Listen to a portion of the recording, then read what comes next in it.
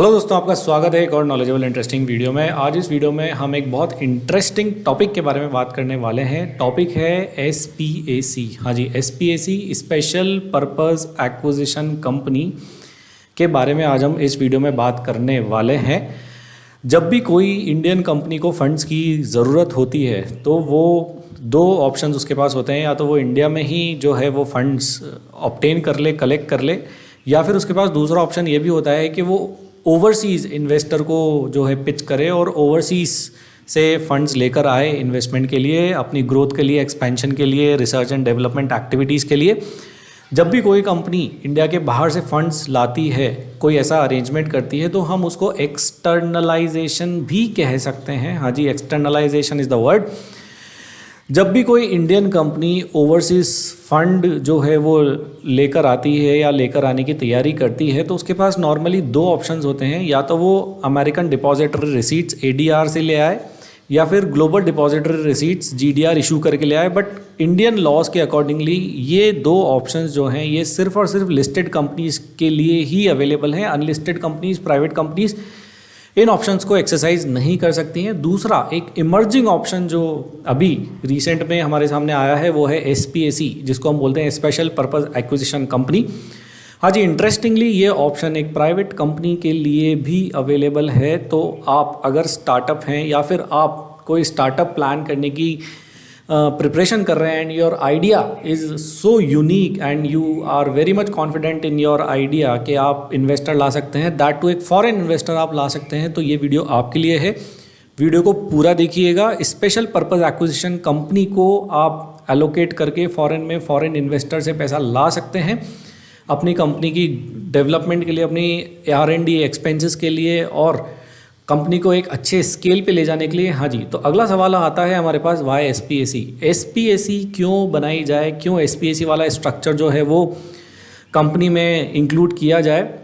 सबसे पहला बेनिफिट है आप फॉरेन इन्वेस्टर कंपनी में ला सकते हो। दूसरा बेनिफिट है जो आपके बिजनेस के वैल्यूएशंस होते हैं वो ज़्यादा अच्छे आपको मिल सकते हैं, आपको शेयर वैल्यूएशंस अच्छे मिल सकते हैं, आपको जो है कम स्टेक डाइल्यूट करके ज़्यादा अमाउंट जो है वो मिल सकता है। This is the game of valuation for fund raising for startups.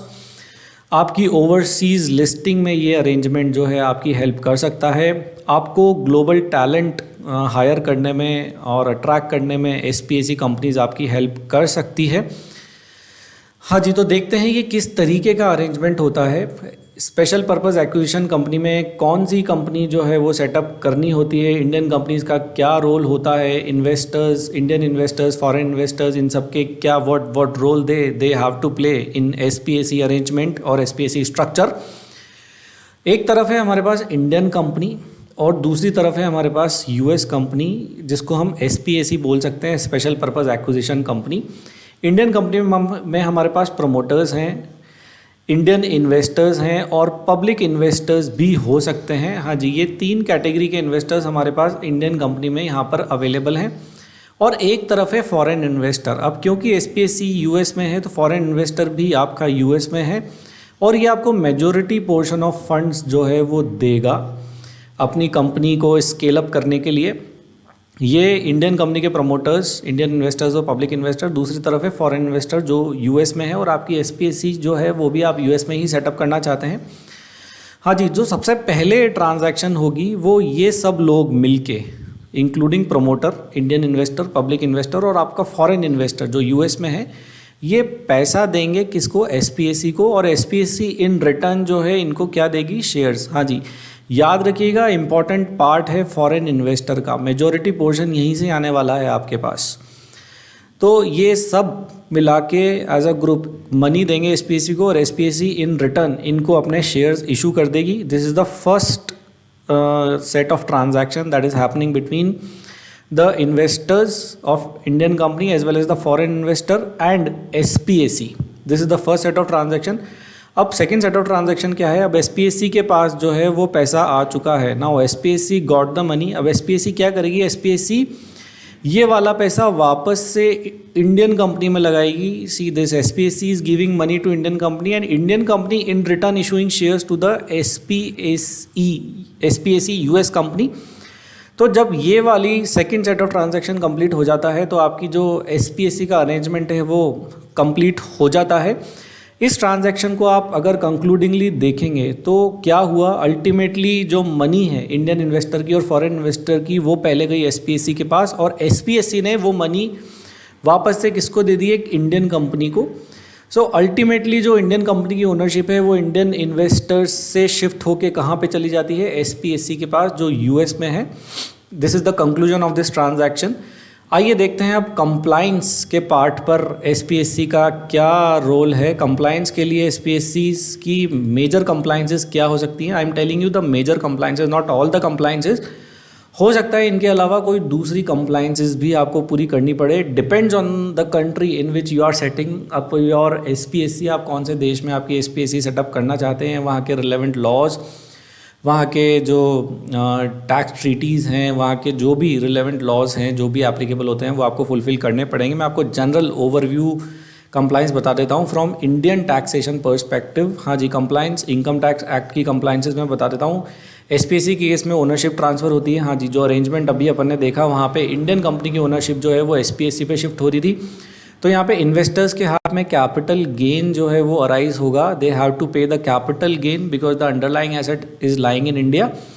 This is the first compliance, capital gain attract होगा।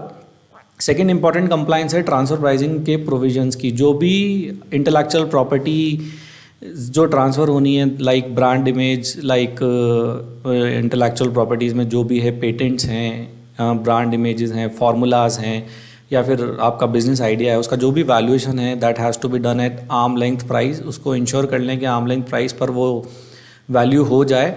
सेकेंड इज़, इस SPSE के अरेंजमेंट को हम इकोनॉमिक राउंड ट्रिपिंग भी बोलते हैं। Why it is economic round tripping, एक बार economic round tripping को समझाने के लिए वापस से आपको स्ट्रक्चर पर लेकर आता हूँ। जब आप इसका स्ट्रक्चर देखेंगे then it is typically economic round tripping structure. Economic round tripping का स्ट्रक्चर मतलब पहले मनी इंडिया में थी, उसके बाद मनी इंडिया से गई US से वापस मनी आ गई इंडिया में। So this is economic round tripping. इस पे रिजर्व बैंक ऑफ इंडिया के जो रूल्स हैं, प्रोविजंस हैं, वो काफ़ी स्ट्रिक्ट हैं। रिजर्व बैंक ऑफ इंडिया कहती है you need to obtain prior approval. हाँ जी, prior approval, it is not approval, it is prior approval. करने से पहले आपको RBI की अप्रूवल चाहिएगी। सो ये इंश्योर कर लें that before executing the transaction और before finalizing anything you should obtain approval of RBI। It has to be a prior approval. हाँ जी, अब डेवलपमेंट्स क्या क्या हो चुके हैं इस नए तरीके की एंटिटी को लेकर इंडियन कॉन्टेक्स्ट में। हाँ जी, एक रीसेंट न्यूज़पेपर के आर्टिकल के अकॉर्डिंग जो इंडियन कंपनीज हैं लाइक फ्लिपकार्ट, स्विगी, डिलीवरी और भी काफ़ी सारे स्टार्टअप्स हैं जो टेक्नोलॉजी और जो एग्रीगेटर स्टार्टअप आप उनको कह सकते हैं, वो ये ऑप्शन कंसिडर कर रहे हैं कि SPSE का अरेंजमेंट लाया जाए और ओवरसीज़ इन्वेस्टर को पिच करके ओवरसीज़ टेरिटरीज से फंड रेज किए जाएँ।